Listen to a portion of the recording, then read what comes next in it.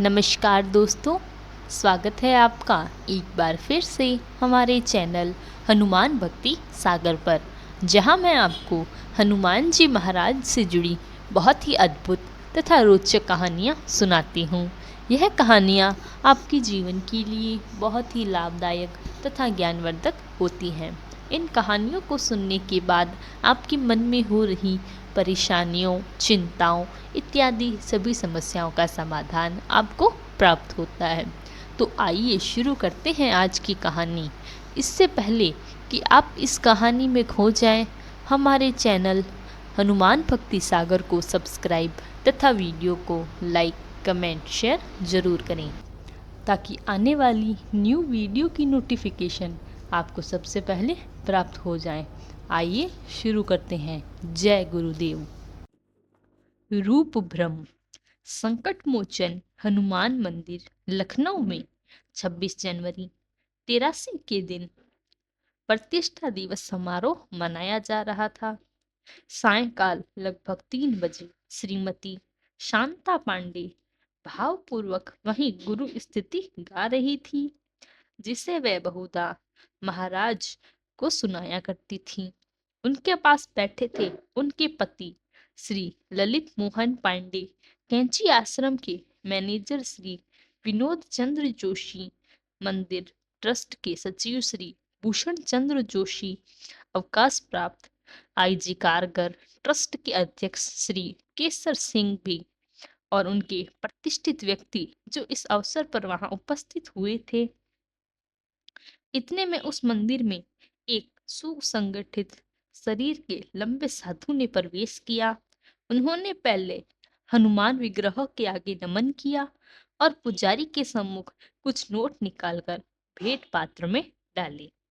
इसके बाद आप शांता जी के पास जाकर बैठ गए और प्रेम से भजन सुनते रहे। आपके दर्शन मात्र से शांता जी विभोर हो उठी और आंखें बंद कर भजन सुनाती रही।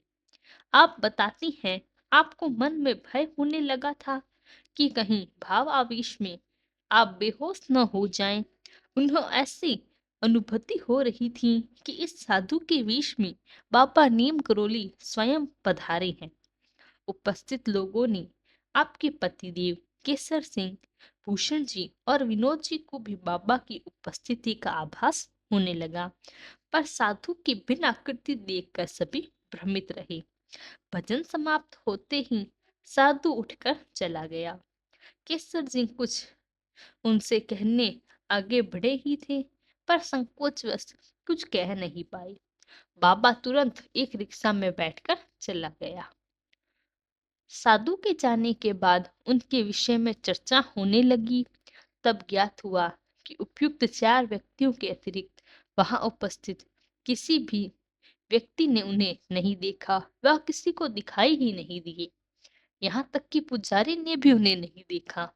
इस घटना के कुछ महीने बाद एक दिन वृंदावन आश्रम के परिक्रमा मार्ग में केसर सिंह को इस व्यक्ति के पुनः दर्शन हुए। इस बार वह अपनी मौज में एक गुल्ली घोड़ा घाटी चला रहा था, पर उसकी वेशभूषा साधुओं सी न थी। वह एक साधारण मनुष्य था। इस बार सिंह साहब और भी भ्रमित हो उठे। बाबा को पहचान पाना मानवीय बुद्धि से परे है और वह किसी भी रूप में, किसी भी स्थिति में अपने को प्रकट कर सकते हैं। केवल उनकी कृपा से ही वह जाने जाते हैं और इसी प्रकार वे हमें भी कभी दर्शन जरूर देंगे, जैसे उन्होंने अपने इन भक्तों को दिए। हमारे द्वार पर आने वाले हर साधु, संत, महात्मा, गरीब, भिखारी इत्यादि को हमें जो हमसे हो खाना, भोजन इत्यादि जरूर देना चाहिए, क्योंकि महाराज जी सभी को एक समान ही समझते हैं। हम जितनी भलाई करते हैं, महाराज जी हमारे ऊपर उतनी ही अपनी कृपा दृष्टि बनाते हैं।